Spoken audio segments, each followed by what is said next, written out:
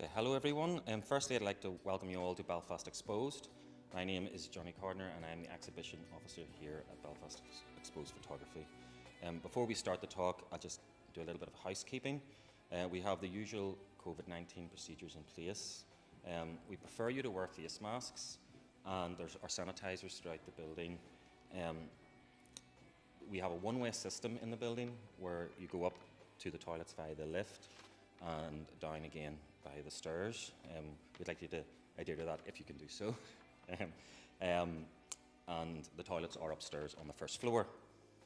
Okay, so I'd like to thank you for coming to the talk. It'll be recorded, so we'd like to keep as quiet as possible. There'll be a space at the end for questions, and I'll be using this microphone when you go to ask a question. So if you want to ask a question, put your hands up, and I'll come over to you with the microphone. Otherwise, you'll not hear it on the online talk. So our first talk is between Michelle Moloney from West Cork, a recent graduate from Aoife Photography, and Hayley Morris-Cafiero, American photographer and lecturer from the University of Ulster. I'll just pass you over to them now. Thank you.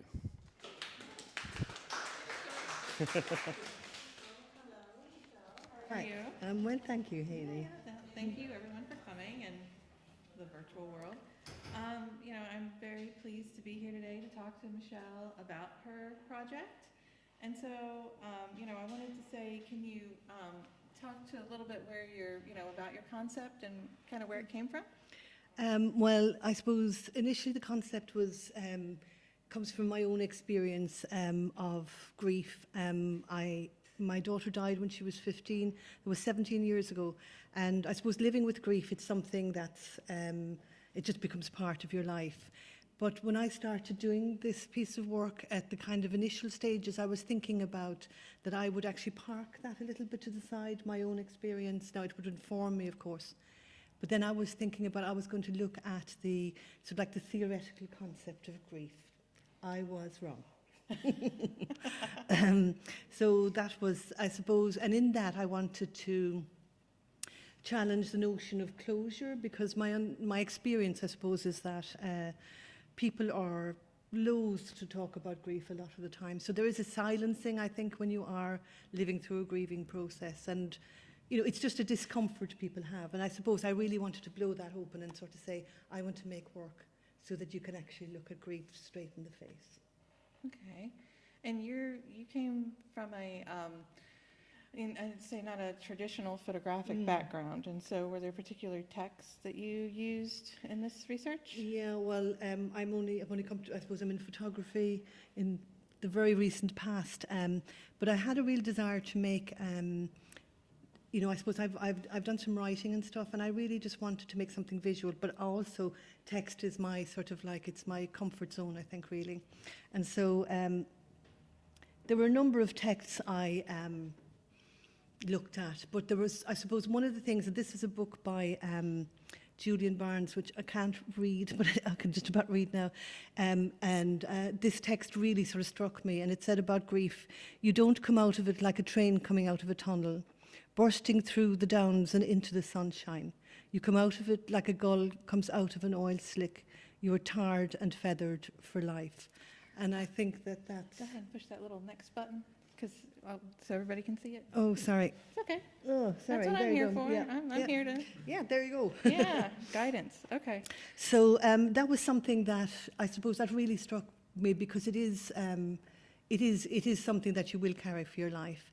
And then I had been reading, in another context, I had been reading a work by Judith Butler, who I really like, and she wrote a really interesting book about mourning and grief after 9/11 in America.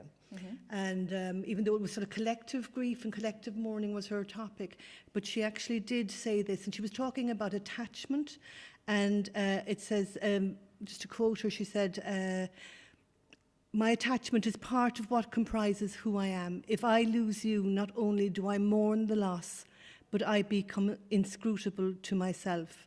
And who am I without you? And for me, that was a really interesting question, which I hadn't actually considered until I read this piece of work. And I think making this work has been the revelation to me of my own identity as an artist. And I think that, when you are grieving, you're going through so much, but very rarely do you think about, gosh, my identity has been shattered. And I know in my situation, because my daughter had a terminal illness, there was lots of drugs at home and machines, and I was her mother and her carer and her physiotherapist and her advocate and all these things. And then somebody dies and there's silence and all the machines are gone and you're just left. And I think it didn't dawn on me until I read that really a part of the crisis of grief, I think, is about identity. Who do you become when you lose somebody that's very, very close to you? So, and then I suppose there's the idea of the person grieving just becomes this artifact of memory in society. So people stop saying people's names, and it's almost like they disappear, and somehow you're trying to hold on to them. Slavoj Žižek, who is a philosopher, and I can't remember whether he's Slovakian or Slovenian, but I'm sure he'll excuse me, conceptualizes mourning as the second killing. That is to say that the easing of the mourning process brings with it a form of infidelity to the loved one. And so while people there's kind of, I think, a bit of a conspiracy in society for you to get over it. What you're being asked to do is to actually engage in what feels like a second killing. And for me, definitely with the death of a child, it was kind of the antithesis of mothering for me. So it just felt I was stuck in this kind of inescapable conflict. So a lot of the stuff was very dark that I was reading, a lot of the texts were. And then I came to one of my favourite writers, who is Rebecca Solnit, and a field guide to getting lost, which I would recommend to everybody. And she talked about explorers, because I had a sense of I was exploring all this concept. And she talks about the fact that explorers are always lost, because that's what they do. They go out there and they get lost to find something. And I just thought, I really like this. And this felt like sort of a pillar that or a foundation I could use to actually make the work. And so I had to put all the texts away a bit, which is my sort of safe place. And then except before I did that, I read John Berger, and he said, "Seeing comes before words. The child looks and recognizes before they can speak." And so I knew I would have to shift from my sort of like academic, quite logical kind of like analytical mind into something that was intuitive, that was beyond words, that I was actually going back into that child place almost, and actually trusting my intuition, and really making myself quite vulnerable and taking risks, and that was very, very scary. Yeah.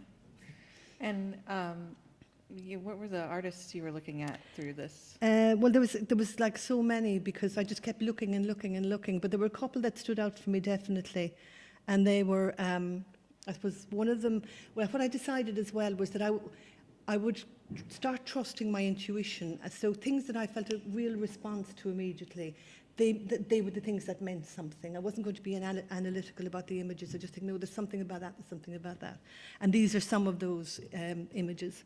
So one was a painting by Gerhard Richter of his daughter Betty.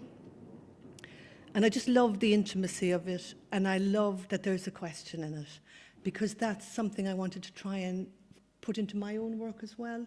I just felt that there's a gentleness, there's a stillness, but there certainly is a question. And I liked that.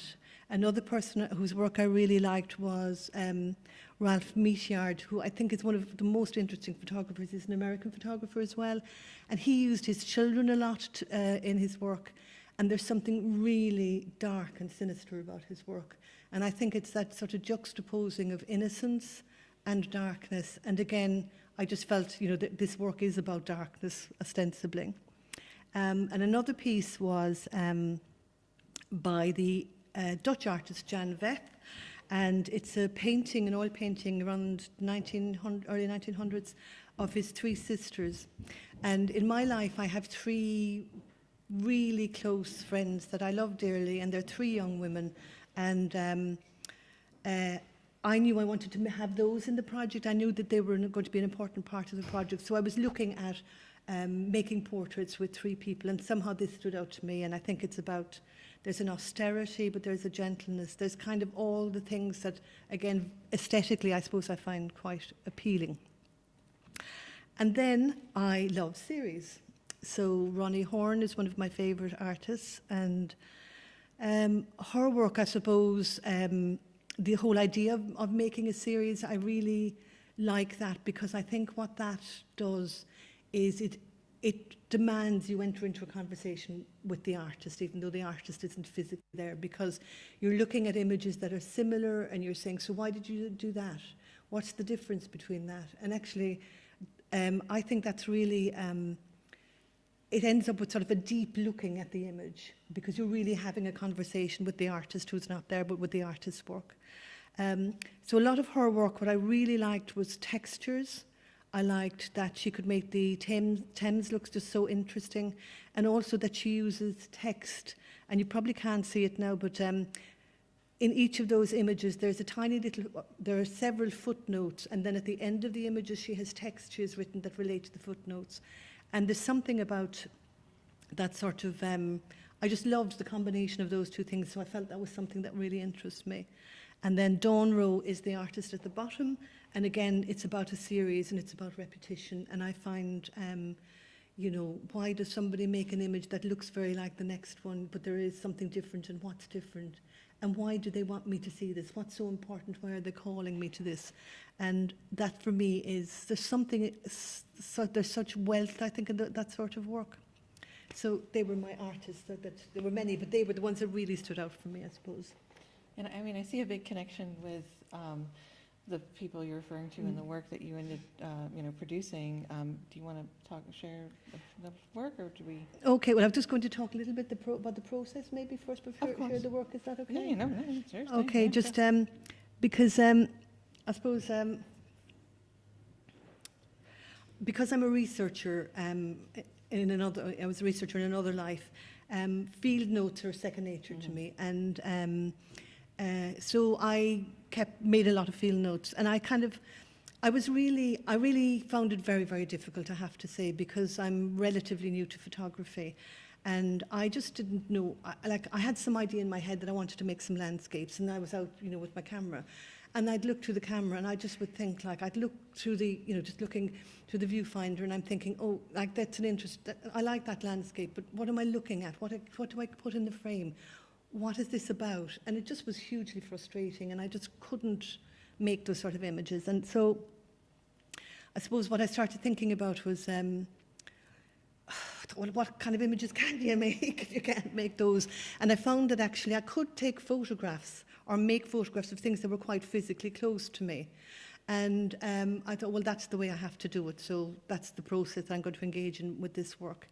And then I started thinking about distance, and there was something so intimidating about the distance. And Simone Weil talks about distance, and she says, when a stranger leaves us, we don't have the distance doesn't bother us. But when somebody who loves leaves us, the love is held in the distance. And so I thought, well, maybe I need to be comfortable with the distance that I actually can make the images in. And so that was actually, for a lot of my work, it was really close to me. So my eyesight now won't actually allow me to read this, I think. I'll make it up here.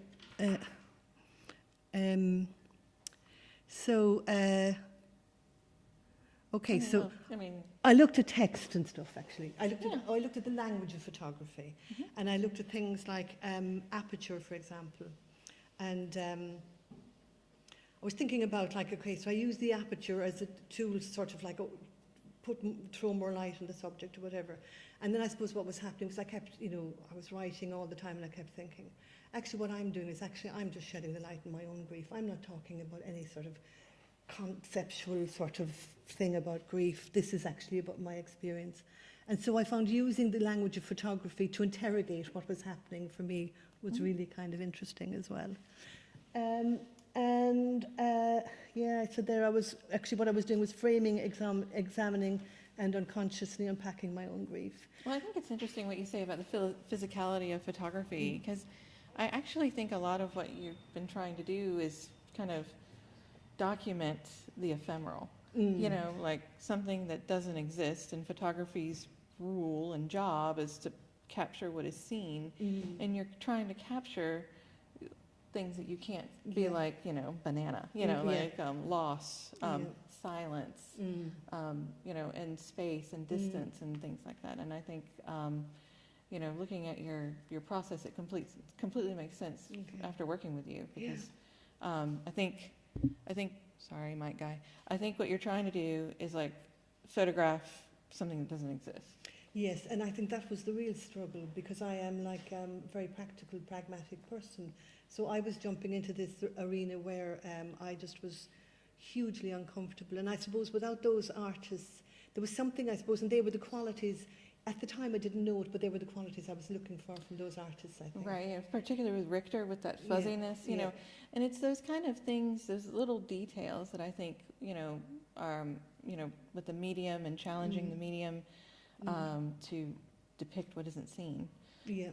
And I think it's, you know, I think you did a great job kind of pushing through it in the end, so. Well, it was just frustrating and difficult, and also, you know, I remember one day going to Alba and just like putting out images in front of her and I said, Alba, I just want to ask you one question, and she said, okay. I said, are they any good? And she said, yeah. Yeah. Well, I think, you know, and I think it's that, you know, as I need that affirmation. you need the affirmation, but you learned how to kind of let go. Yes, that was a big part of So it. you got to let go Yeah. and realize that you're photographing dust, or you're Yes. photographing, you know, remnants, or you're Yeah. photographing, and that's okay. Yeah. But and it's also you know, it's it just felt such uncharted territory, I suppose, for me. I was out there, but that was kind of that was definitely an interesting journey, kind of. And the one thing I wanted to talk about as well was about the physicality of actually making the images, because most of my life I've been sort of sitting at a laptop working, and what I found was that when I'd come back after a shoot and I was absolutely physically exhausted. Now I knew there was no kind of, the exhaustion I felt didn't make sense in relation to what I was actually doing, you know. Okay, Like I was physically. maybe lying on the ground a bit, or maybe I had the tripod low or whatever, and I was kind of an awkward position. But I was conscious that I was putting my body in positions that I don't normally put them in. And so I'd come back and I would just be completely wiped out. And if any of you have ever been to a therapist and had a terrible hard session, it's that sort of feeling, like it was just as if I'd been hit by a truck. And then I started reading a book called The Body Keeps the Score.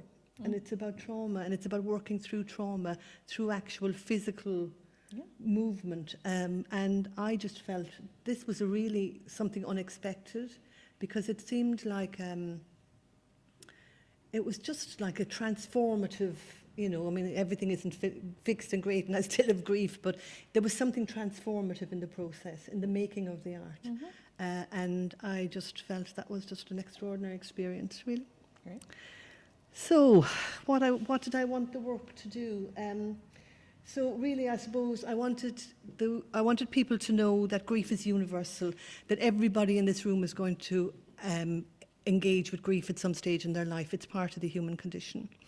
And that it's messy, that it's complex, and that it's also natural, and that it's not a linear time-based process where you think, oh, you go through the stages, you're angry, this, that, the other, and then you get to, oh, it's okay and it's all sorted. It doesn't work like that.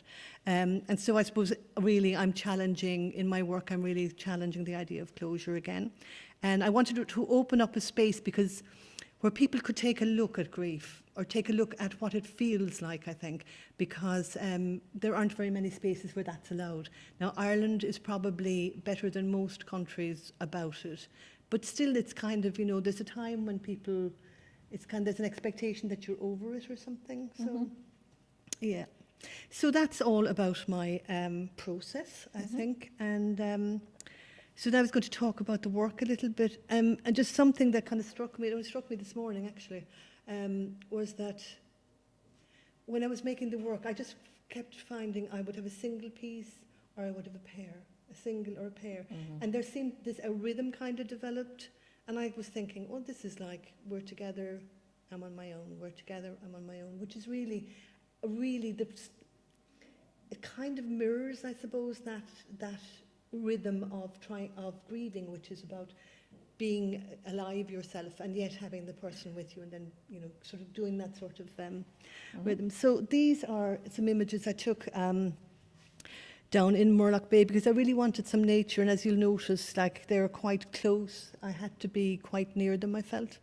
I suppose not a lot to say about the images. The next image is this one, and I found myself photographing women, and I found myself photographing sort of like, again, the space was getting very short. Like, it was there was really proximate, I suppose is the word you'd say, and something, I suppose, that I'm familiar with as well a bit in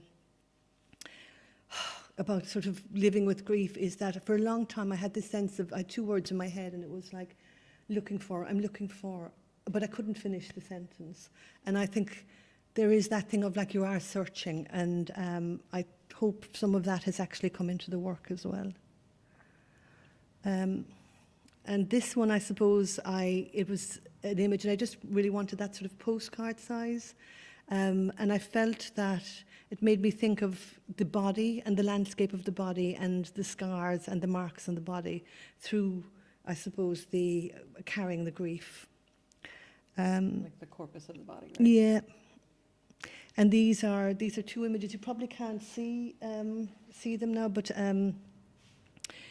what I was photographing really was dust, and just that sense of, like, of waiting and looking. And again, you've got my two images together. And I just found that the colour was coming into them a bit, but I also wanted to interrupt that. And I suppose these images, these parts are influenced by very much by Ralph Meatyard, and it was they're just sort of like 5x6, and I printed them on architect's paper. And the idea is, in the gallery space, that they would actually be there would be a branch suspended in the gallery, and these would be suspended like in catgut or whatever from the branch, and there was so there's movement in them. So there's almost a play at the kind of innocence of a child's mobile that they hang over their cot. Also capturing the wind and Yes, yeah. you know, again, evidence of Yes. you know, something that you can't see. Yes, and it's also interrupting the wall as well. So I quite like the idea of that, you know. Yeah. And then, because I became a little bit more adventurous and less restricted, I started making marks, because I felt that somehow I just was going with my intuition. I thought, I'm not going to judge these things, I'm just going to make them. And I made work that I actually really liked myself. I was really happy with it, because it felt very, I suppose, almost primordial in some ways, some of the marks did. And so I was really kind of happy about them. Yeah, really, you know, almost performative, you know, Yes. the body and the, again, this, you know, making evidence. Yes, yeah. You know, versus an image, you know. Yes, and I think as well that that the camera wasn't, some of the work, like, the camera wasn't between me and the subject. So there was something about that, or, you know, the footprints is, it was a workshop I did in the Glucksman Museum in Cork. And it was really, it was a drawing workshop, but, you know, it was just charcoal and lots of paper and absolutely sort of really dirty. It was just wonderful. And just the footprints just seemed very evocative of, I suppose, that I don't want to use the metaphor of the journey, but and so I think the work resolves itself in the two final pieces for me. And this one is called Borrowed Daughters, and that's what they are. They are my borrowed daughters, and they're Evie, Eva, and Emer, and they are very present in my life, and they have a very strong presence in my life. And so that feels like one part of the resolution.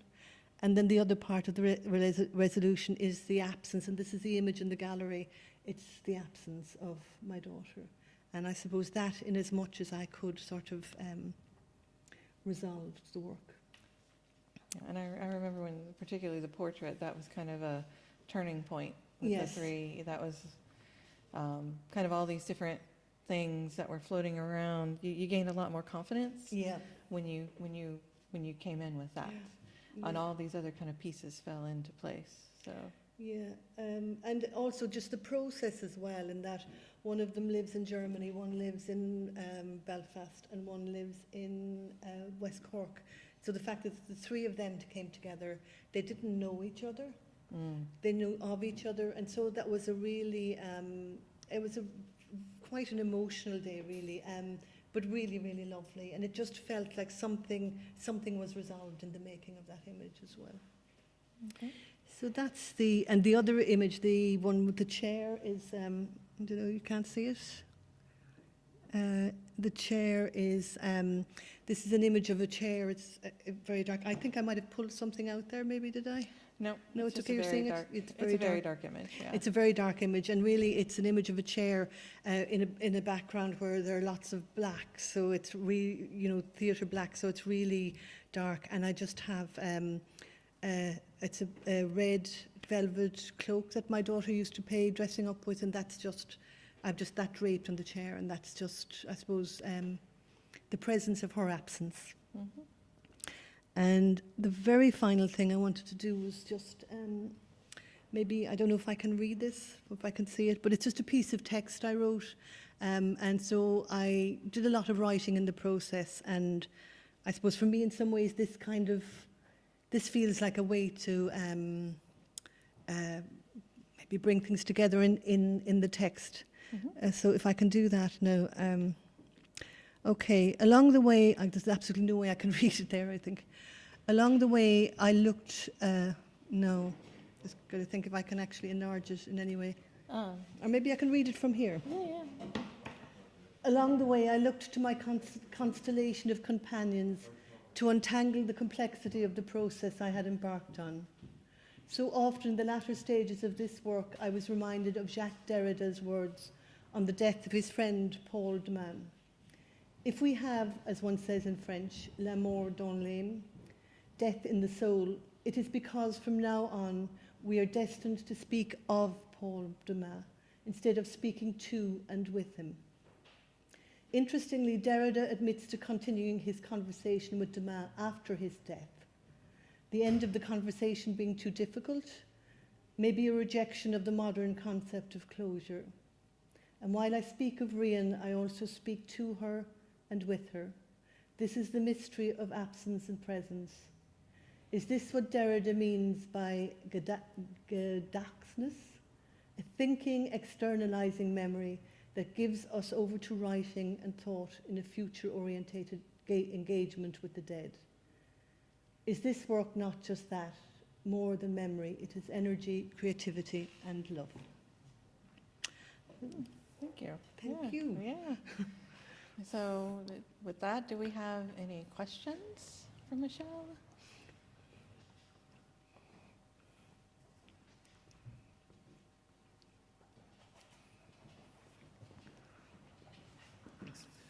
Just a question about, you said about grief not being a linear process, and I'm just curious how you married being on a course with a very linear trajectory and with deadlines and, you know, an end date, how you married that process with the actual course. Really well, because I really like, I suppose there's a part of me that is just so, that responds so well to deadlines. And I think that what I've learned actually one of the things I've learned in my life is that a lot of the time just thinking about the work doesn't make anything happen. It's actually once you start engaging and doing and making and rejecting, that for me then things started happening. So I think I liked that there was kind of an expectation that I would produce something at certain dates, because it kept the pressure on me, which I could have sort of like been waxing lyrical at home quite easily.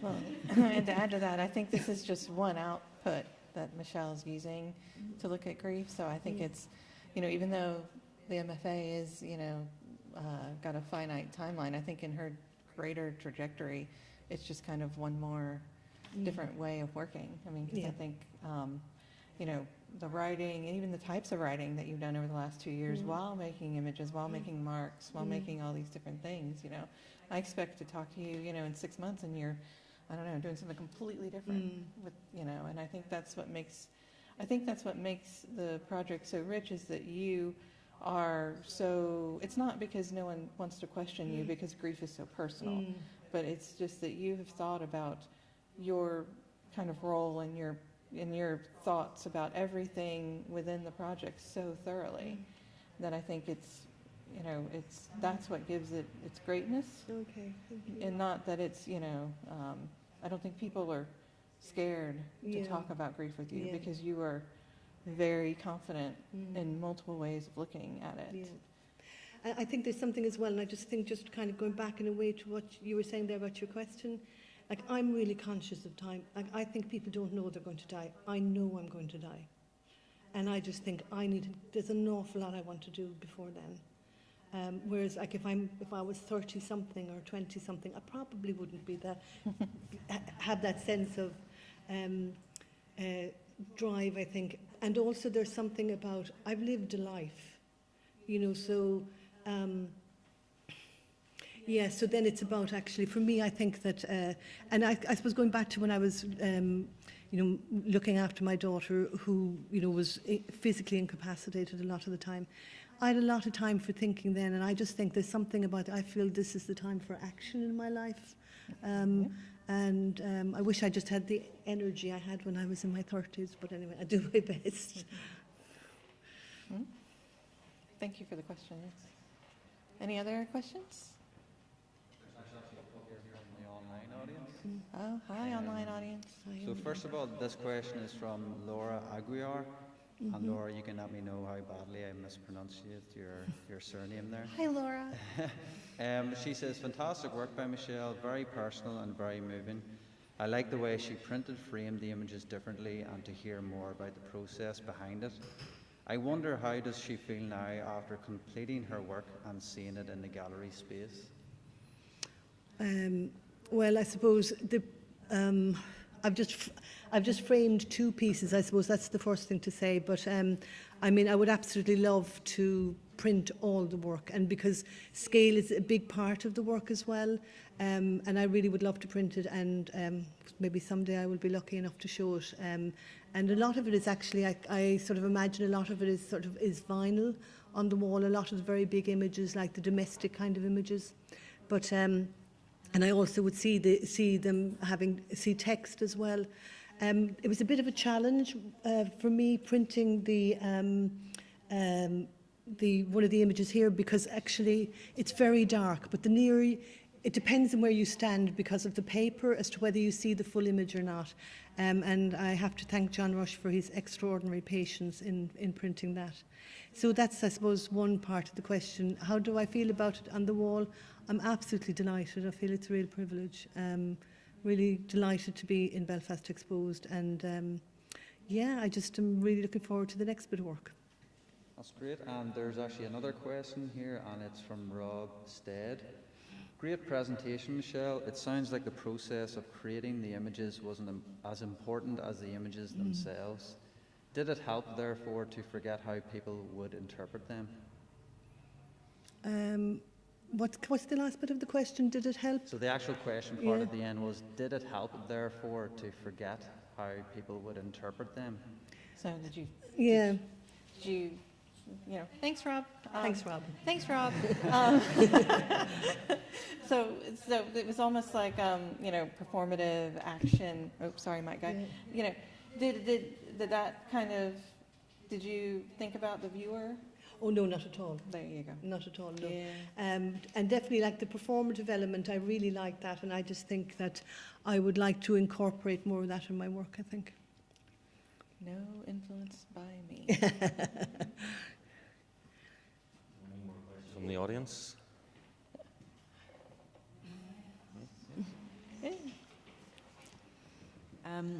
Did you find there was much more freedom in your intuitive work than something you'd set out to plan to do? Which freed you more? Thank you. I think there's, like, just going back to that quote about John Berger, I have learned to not trust my intuition. I think this is what society does for us. And I had learned not to trust my intuition, to trust my head. And until I started trusting my intuition, I just think the work was kind of going nowhere in ways. And I mean, I don't think you stopped trusting. You started trusting your head. You started trusting your heart and your gut.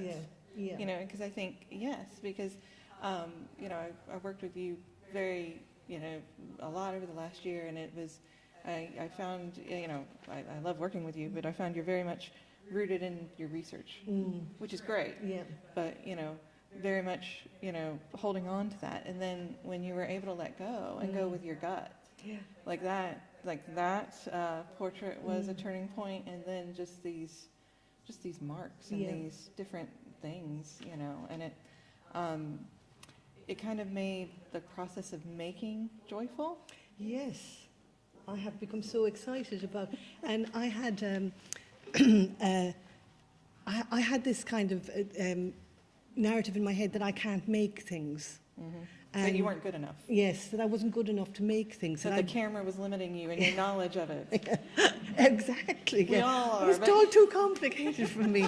And so it's really just about, and I found that like how you do something is by doing it. That's one of the greatest pieces of learning in my whole life. And I'm just thinking about Lucy, who's here, who taught me how to make wonderful books. So I have, you know, it's just, I did a class with Lucy, and I just thought, I ended up with a book that actually looks like a real book. I can't believe I made that. And it's just that thing of like doing the thing, you know, taking the risks, definitely. Yeah, and I think particularly in an MFA program, when you're in a group of people who are image makers, you know, finding that more process-oriented confidence is, you know, I mean, it's not just Belfast, it's around the world, you know, trying to be, you know, kind of like the Dalmatian in a herd of poodles, you know, it's like, how do you find your voice? And you could see that joy when you were making it, and that confidence building, and it was really beautiful to watch. I mean, I really loved it. And it was a wonderful experience, really, and I'm just really excited about making more and being more. And I know it's something you would have really encouraged, Haley, and I just thank you about that for this. Doing more than just making the image, you know, actually being a bit more experimental and stuff like that. So that's really, really looking forward to that. Good. Okay. I'm looking forward to seeing it. Any other questions, or is that like Any more? It might be a perfect ending. Okay, this is a perfect ending. Thank you very much for the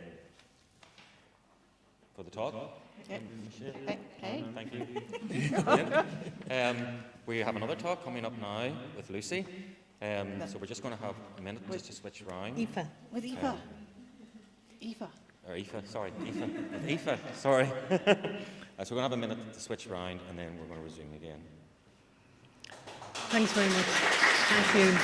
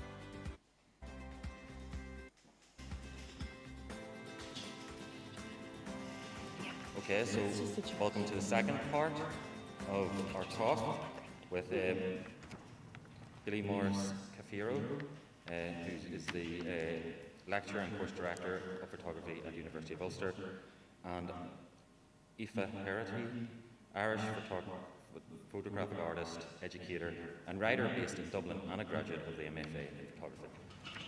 Over to you. Thank you. Hi, Aoife, how are you doing? I'm not too bad. Not too bad? Not too bad, getting there. Getting there? Okay.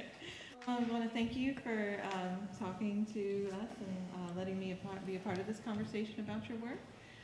So I thought a great thing to start with is tell us about what the work is about. Okay, so the project started when I was looking at how to describe an experience of multiple traumas in an area that was related to me, related to my family, and trying to look at how I could explain that to other people, how I could articulate something when I didn't have all of the information available to me, but also kind of oscillating between sort of multiple experiences and personal experiences, and not relying too heavily on a purely documentary approach. Okay. So how would you describe that you went kind of through that? Well, I think the very, very start of this project, I was on a residency in Wexford, and I started looking at sort of how I could photograph fear. So I was walking through the woods kind of, and I could see my own breath, and I was trying to photograph that. So this idea of trying to photograph an emotional state and trying to make that sort of kind of the embodiment of that, and how I could work on that photographically was one thing. And then kind of combined with that, I was looking at sort of things like the Ryan report, the Mahon report, which were kind of government sexual abuse cases in Dublin and in Ireland specifically, and just kind of how all those sort of things tied together. So there was a lot kind of to process and a lot to grapple with, I suppose. And rather than the specific narrative, you want the viewer to look at, to be aware of implicit memory, right? Yeah, that was the initial entry point. When I started on the MFA, I was looking at a lot of psychology research. So one of the key things in that was this idea that sort of trauma, it's quite similar to Michelle talking about Bessel van der Kolk. He was another one of my references. But also this idea that kind of literally trauma gets stored in the body, and how you kind of, your muscles and your mind kind of remember certain things that, you know, you're kind of not 100% sure. So one of the examples I have is of a doctor who was treating a woman who had memory loss, and to kind of test this theory of how her memory loss worked.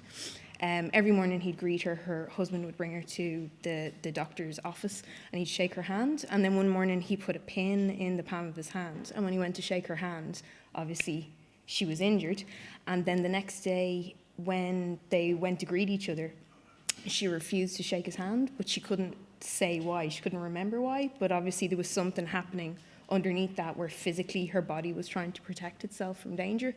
So that kind of as a concept was really interesting to me. So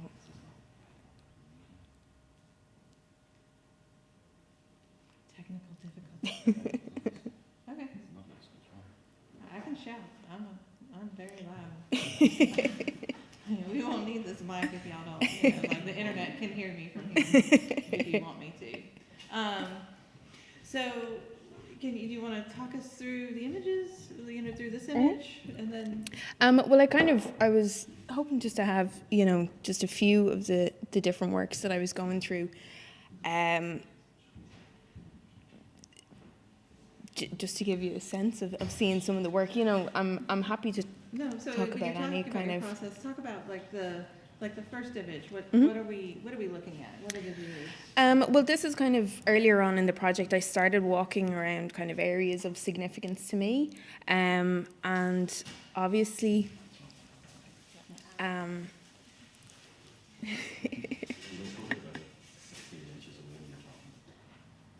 It you good? looks like I broke like one of those GoPros.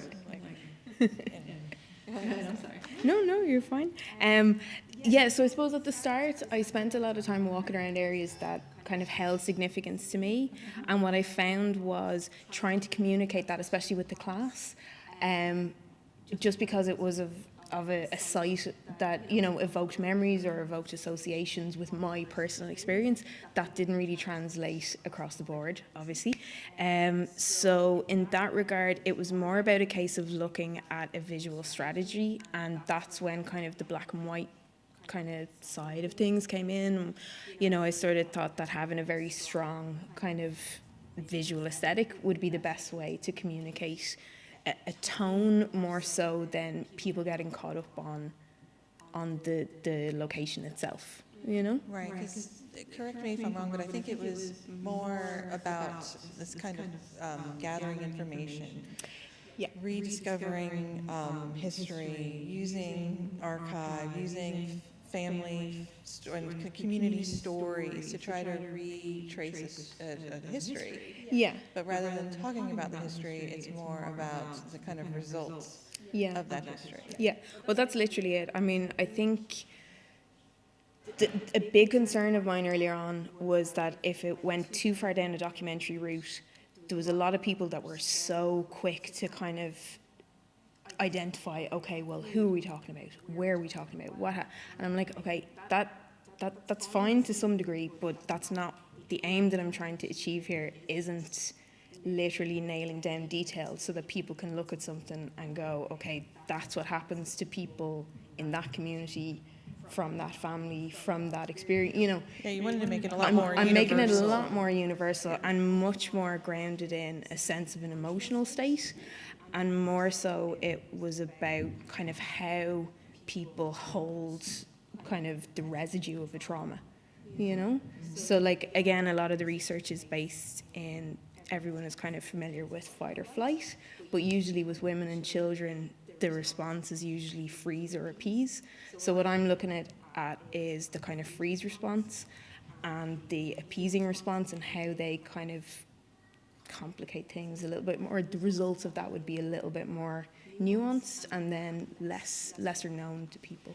I think that's a perfect segue to your next image about the freeze, and you know, so tell us about this image. Yeah, so with this tree, it's taken at the back of a prison in Dublin, and this is a space that I kind of went to when I was feeling a little bit sort of exasperated with trying to chase down what's the truth. This person says this person says that. So a lot of the difficulties with this, I spoke to a family member who kind of said, like, if you're trying to talk about things, it's like having a load of wallpaper in an old house and specifically trying to peel away one layer of wallpaper without anything that came before or afterwards being attached to it. It's absolutely impossible. And that kind of sense of how everything is sort of a rat's nest of complications and contradictions. And, you know, for some people's experience, it can be completely one way, and someone else will explain or perceive something completely in an opposite way. But for those people, their truths feel very real to them, you know? So being sensitive to that kind of the different interpretations that people have is something that very much came into the work as well. Right, and I found that you photographed very heavy, solid things, like bricks and buildings. Yeah. You know, talk about this camera, because we've talked about this camera in this image a lot. You know, the kind of... Oh, well, yeah, this is a funny thing, is that the space behind that, like, at the time when we were talking about this in class, there's the assumption that it's a camera. It's actually a sensor light. It's a sensor light. So but it does have, it's why I kind of kept that version. I had another shot from a slightly different angle, which I quite liked as well. And I think in the class as well, people were very interested in the brick detail. But definitely with this, it's a sensor light, so it still records presence. It gives people that kind of, you know, you're watching, you're being watched, that kind of oscillating feeling of who's kind of the real person in control, or that kind of a a sensation. So I think definitely that idea of surveillance and monitoring and that kind of hardness of a space is something that it's definitely visible in all of the images. Well, on to the next one. Yeah. Tell me about this one. So again, similarly, this is the visitors' room in the same prison on the grounds, and this was one that this was when I was kind of like walking around, still kind of thinking things through and photographing different spaces that just, you know, trying to, again, similarly with Michelle, that you're kind of going with your gut on things, which wouldn't be 100%. That wouldn't be where I've come from photographically. It's always been commercial and very, very much. But I also think, similar to Michelle, you're trying to photograph something that doesn't exist. You've got a lost history, a lost memory, and the way that you're trying to kind of explore that is through stories, which are very subjective. Yeah. You know, family histories, community histories. Yeah. And so again, using the camera and the medium of photography to photograph something that is missing, I think was very, very interesting when I was, you know, and I think, you know, the work, particularly using, this is not just, there's a little detail in this that I think is very relevant to what, you know, is a little bit of a nod to. Yeah, well, the child's playhouse in the space is kind of something that, I mean, I remember posting this image quite earlier on Instagram, and some friends who knew the space were like, felt the significance of it quite heavily. So it resonates in a certain way with people, but again, the way it's shot is obviously people can sort of get that feeling. Well, it's very matter of fact. You know, it's very, but you do these little digs, like the light and these little tiny subtle things that just kind of chip away. Yeah. Like the wallpaper is kind of a metaphor you've kind of used throughout your project. Is this kind of layer by layer, bit by bit, and then some layers you'll go through and it's a whole. You know, like it's not another layer. Yeah. Well, it's that kind of gut punch then. But I suppose like some of the visual references at the time, I'd hugely be interested in, like The Night of the Hunter and The Innocents, and they're very stark black and white kind of films, and that kind of research was much more related to a concept of a child navigating an adult space or having a secret, or that kind of dynamic, and that kind of, again, that sort of lurching stomach sort of feeling. So a lot of the visuals were trying to emulate that kind of aesthetic, you know, because immediately people sort of go into that space, you know. You want to go to the next image? And there's I think it's our set. I added in another final image that I don't have on the wall. Amazing teaser. Okay, so talk about this one. So this one was more in the space again, and I think much more related to when I was younger, just walking around and kind of your imagination being, you know, trying to express how you're feeling in a certain space. So less so with the others about being a side of significance. It was in the location, in the area, but again, this was more to do with the idea of sort of a portal, and kind of this idea of, you know, entering into this other world, or kind of framing things in a fairy tale like story. A nod to that, because obviously it's such a difficult subject matter to walk around with all the time, to think about all the time. So I definitely found that kind of coming out of that a little bit and moving it into that sort of essentially kind of folkloric kind of methodology just made it a little bit more comfortable to work with, you know, because it's a lot to work with. There's a lot to unpack. 2 years straight to have constantly, that's all your research and stuff, so it was heavy. Well, I think you did well, like when this image is, there's layers. I noticed you use a lot of formal qualities and layers, and keeping, like, even though they're slightly playful, there's always this kind of barrier. And, you know, there is an entryway, but there's also a barrier to kind of keep people at arm's length. Yeah. And that, you know, I think is something that, it's very subtle, but if you look throughout the images, I think, that's something that I've noticed. There's a is- hostility to Yeah, it. well, Yeah. it's not, I wouldn't Yeah. call it Yeah. hostility. I would say it's almost like a self, Yeah, it's a protection. protective measure. And I Yeah. think that's sort of, like, so much of the work is very much how I've been navigating the subject matter for the last couple of years, is that you kind of want to know, but you're not ready to know, and you're not sure if you know, so it's that kind of, it feels like walking around, a building, trying to find the entry point, trying to tap to where the wall is weak so you can get through, and it's that kind of sense. Well, would you give suppose. anybody advice who's interested in working in something so personal? Like, would you have any advice for them? Yeah, like I think, similar to what Michelle was talking about. Sorry, Michelle. I think it is very tricky to work on something that you're still processing in the moment. Yeah. So again, that's something you have to be very cautious of. And I think I have to be honest, the college are amazing with kind of,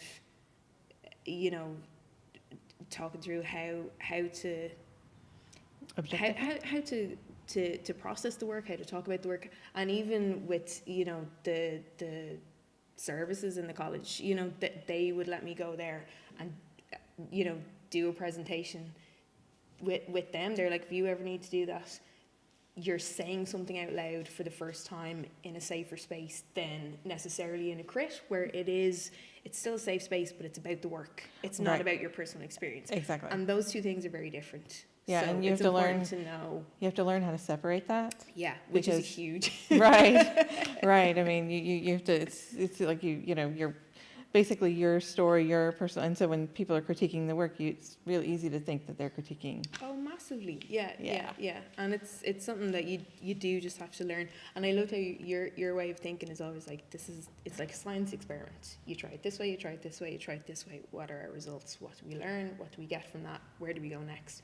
So that approach is a lot more, it's much more tangible with, going forward with how to do things, whereas you can get overwhelmed by just the I think subject matter itself. and I think people are just kind and they want to Mm-hmm. ask, and then it's up to the maker to say, like, bring it back to the work.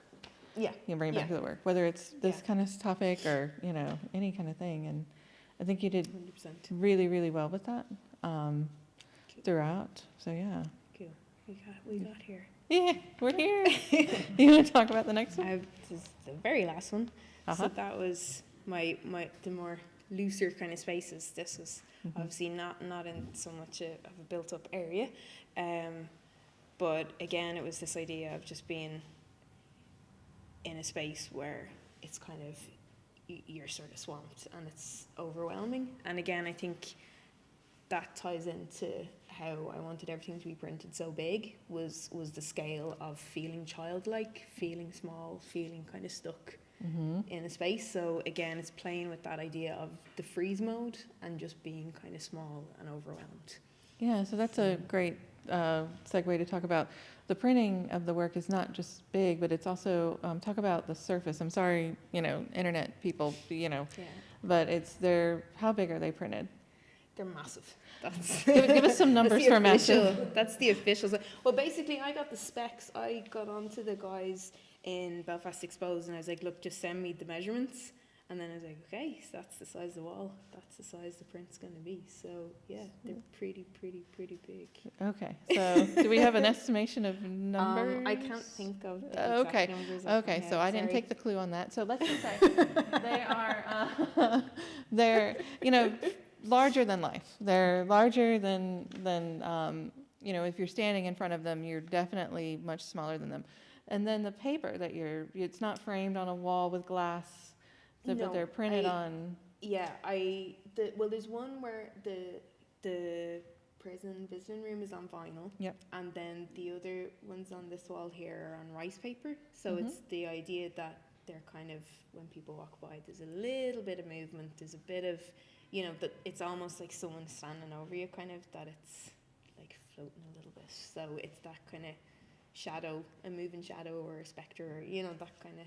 Yeah, also it's all about making you feel uneasy, really, which is There you go. The hugest part of the work is it's an emotional state that I want to bring you to, you know? Exactly. So that the image with the tree being as a gigantic wall-sized vinyl, and then these others that are just kind of floating, again, capturing the ephemeral and, you know, not only scaring you, but also, you know, capturing the path of wind. Yeah. And again, trying to create a history of something that doesn't exist. So, yeah, I think, you know, I think the presentation fit what you were trying to achieve very well. Because I think when you, from the beginning, when we started talking, you didn't want it to be a documentary. You know, you mentioned that. Yeah. And that the way of bringing it out of that context and putting the viewer into more of a visceral space is the way you've done it. Yeah. That's Well, I think it's definitely, it's a specific perspective of mine, of my understanding of things from a younger mental state. Yeah. You know, so Yeah. it's not going to be complete hard facts, and I don't want people to receive it as something that's a straight up documentary. Okay. So Yeah. that's All right. Well, are we done Yeah, with this yeah, project? we're- Or? oh no. Sorry. Well, I think a lot of the research that I did during the MFA Uh-huh. has gotten to a stage now where I actually want to write about that. So that's the next. So writing. Yeah. Awesome. Writing That's is great. is definitely next on the cards. That is great. That's fabulous. Okay. With that, So- we'll end and see if anybody has any questions. Okay, so any questions from the audience? Hi, Aoife.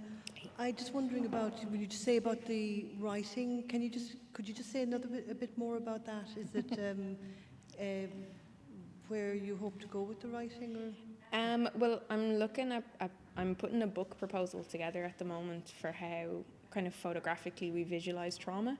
So a lot of the work based on kind of when I was doing kind of writing for the dissertation, I kind of found that I was finding things, but it was all either in like social geography or in psychology, or it was very new photographic work that hadn't been written about kind of in a critical environment yet. So I'm kind of piecing together a lot of that at the moment, because there's so much there, and I think it's just really there's a huge prevalence of how this kind of work is made, just in different, like, unless you're looking for it, you're not going to see it. But once you start kind of turning over the stones of what's going on, there's really a lot happening at the moment. So do you imagine like an editorial, like you'll be an editor, maybe write some essays, but then bring in some other writers and some other I artists? don't know.